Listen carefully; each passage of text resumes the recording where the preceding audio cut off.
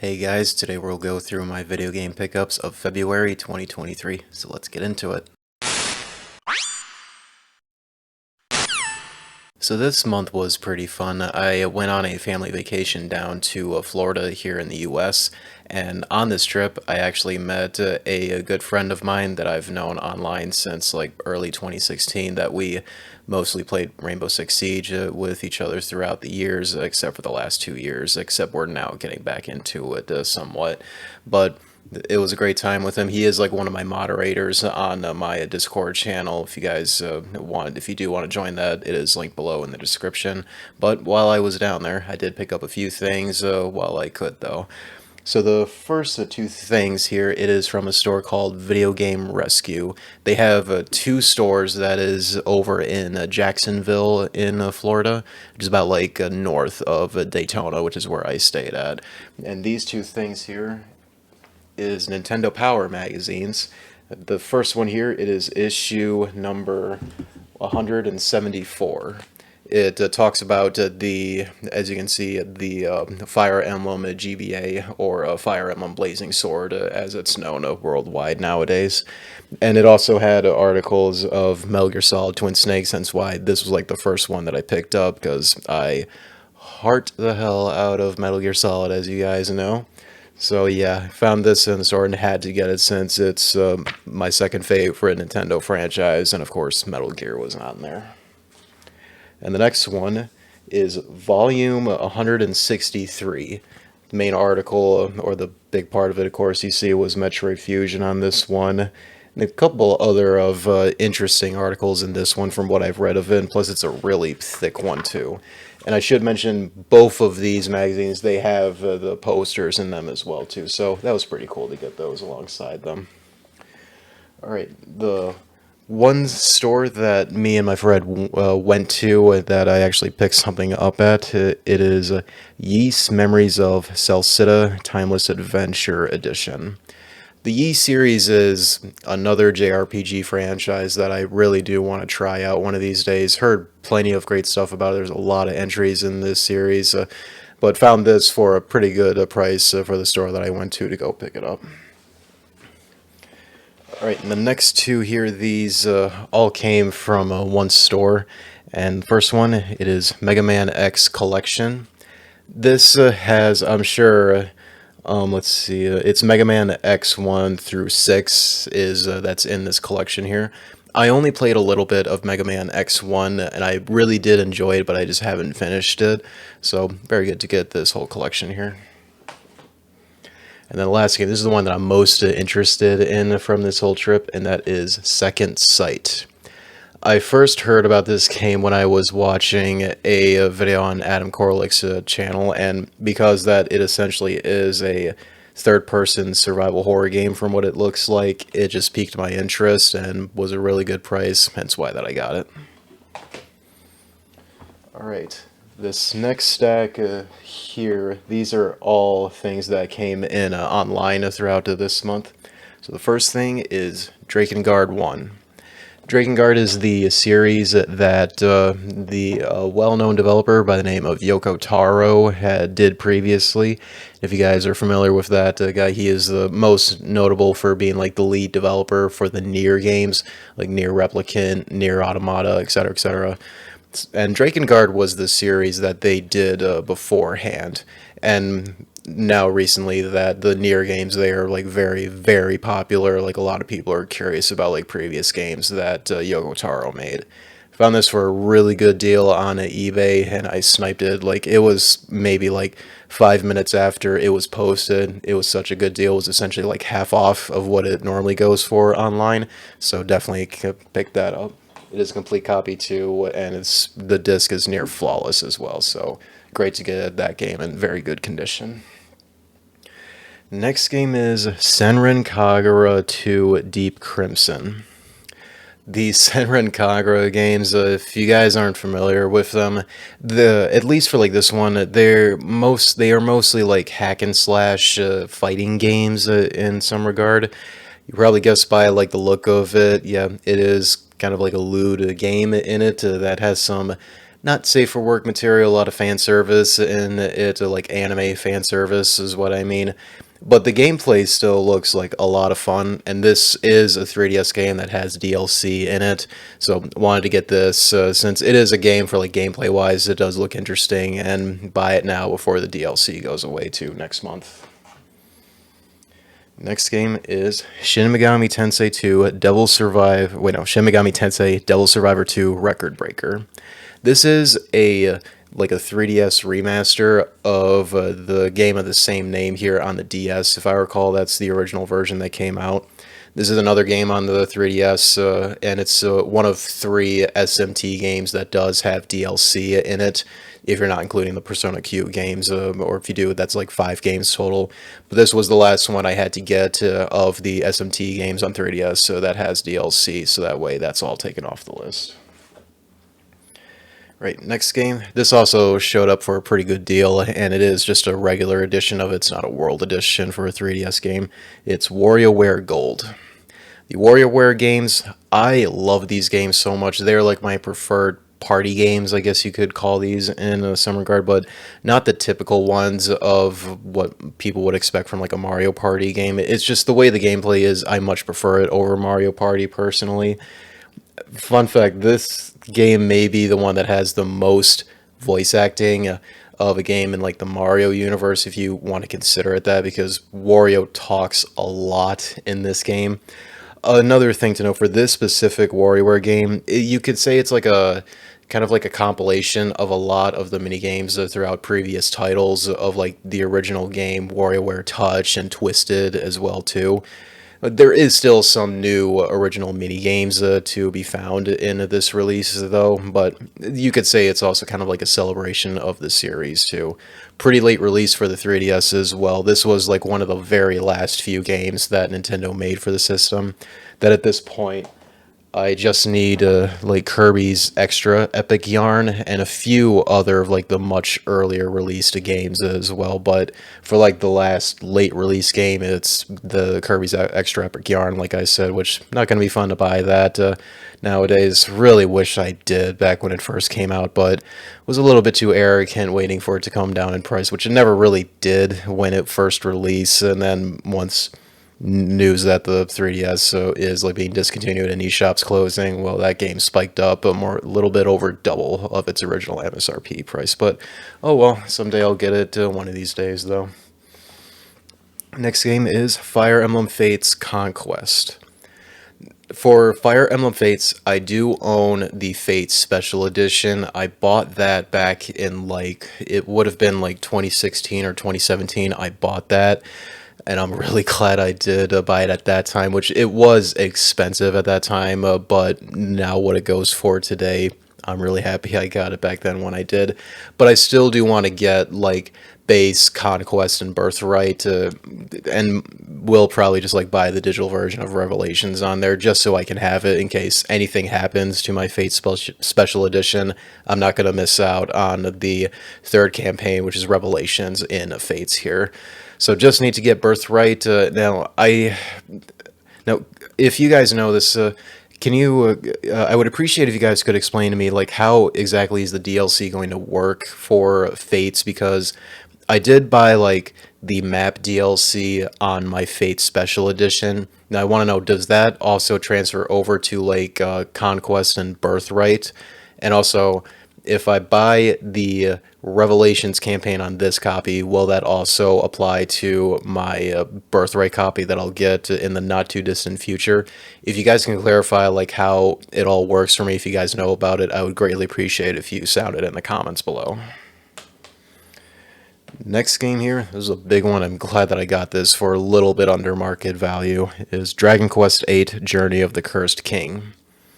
This is a 3DS remaster of the PS2 game of the same exact name.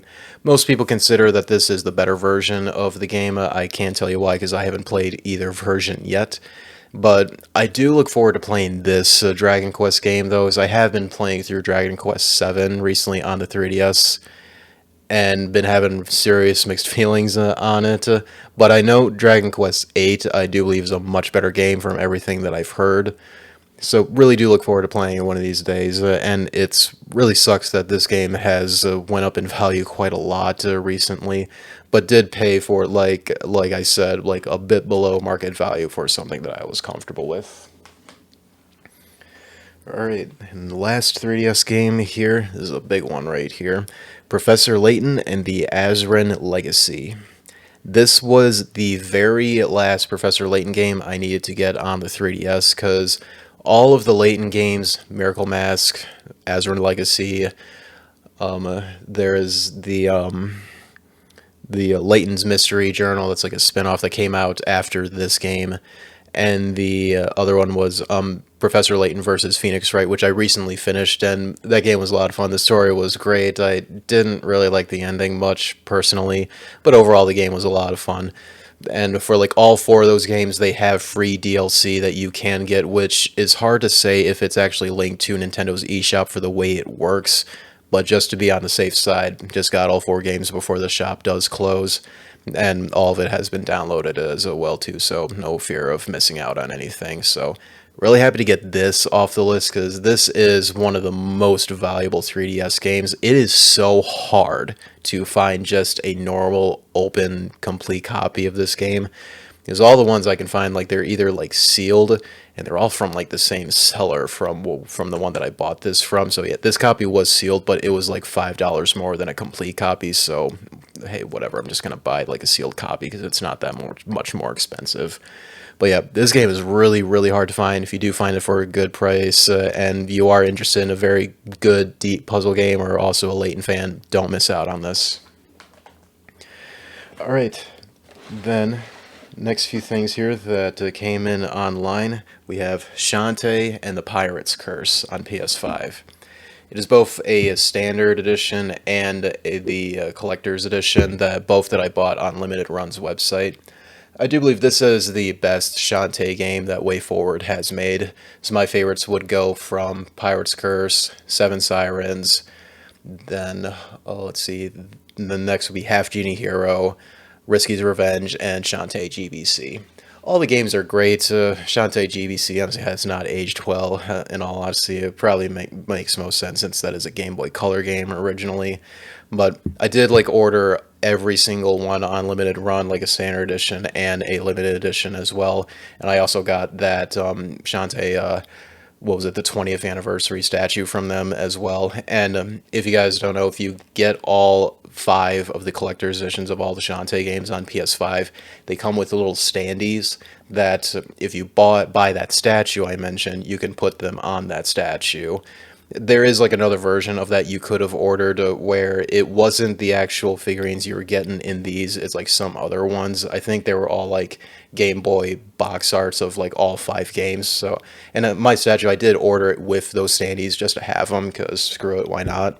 But nonetheless, very happy to have these. I love this series a lot. They are such fun Metroidvania games that easily some of my favorite indie games ever. I absolutely love that series, and made me fall in love with WayForward, why I consider they are one of the best indie developers out there. Alright, next few things here is Unpacking.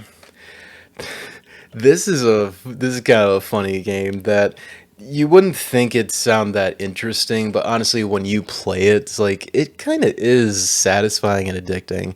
As you probably guessed, it's a game where you're unpacking. You like move into like a new place and you just sort out a bunch of stuff in like a given room or whatever place that you move into. Honestly, it's really, really satisfying because, as we all know, like in real life, like moving is always like a pain. It always is, of course. But honestly, in video game form, it's kind of fun and pretty addicting and very satisfying to get everything layered out for how you would want it to be for the stuff that you're given, right? So yeah, I highly recommend you give this game a try. It's a lot of fun, though. There's like a digital release on like most platforms, and probably wait for like a sale or like do whatever you guys want with it, though. But yeah, that's Unpacking for you. Alright, next game here. We've also got a standard edition and a limited edition of this as well from Limited Run. It is Anno Mutationem. I think that's how you say it. This is a cyberpunk themed 2.5D game that it has like a 2D hack and slash gameplay, as well as some somewhat RPG elements in it, where you kind of like level up, find new gear that you can use for your character. It does have full voice acting in it, minus like interacting with some NPCs out in the world, but voice acting it's pretty great so far. Loving the universe in it. As soon as I saw like the first trailer of this game like months ago, I was instantly sold on this game, because anything that would be in the cyberpunk universe, I'm instantly interested in. Ever since first playing Valhalla, it was like almost like 2 years ago I first played that game. But Cyberjunk 2076, though, that game was a absolute disaster, and I'll never ever buy that game unless someone buys it to me for free. But in the meantime, that is Anno Mutationem. It's kind of like a weird name here, but hopefully I said that right. Alright, and the last thing that came in online is Alpha D Genesis 2. This is another kind of like an RPG Maker game, but it looks kind of unique for the way like the battle system is laid out, hence why that I picked this up specifically from Limited Run. So yeah, looking forward to try this out eventually. Alright, the last stack here, this is all the stuff that I got after I landed back in Michigan after the trip last week. I stopped at Chaotic Games because they were in the town that I landed in, so screw it, why not? Plus they had like a sale going on as well, so hey, perfect timing for me once I land back in. The biggest thing I got from them, and in my opinion the best game to come out this for the month of February, Metroid Prime Remastered.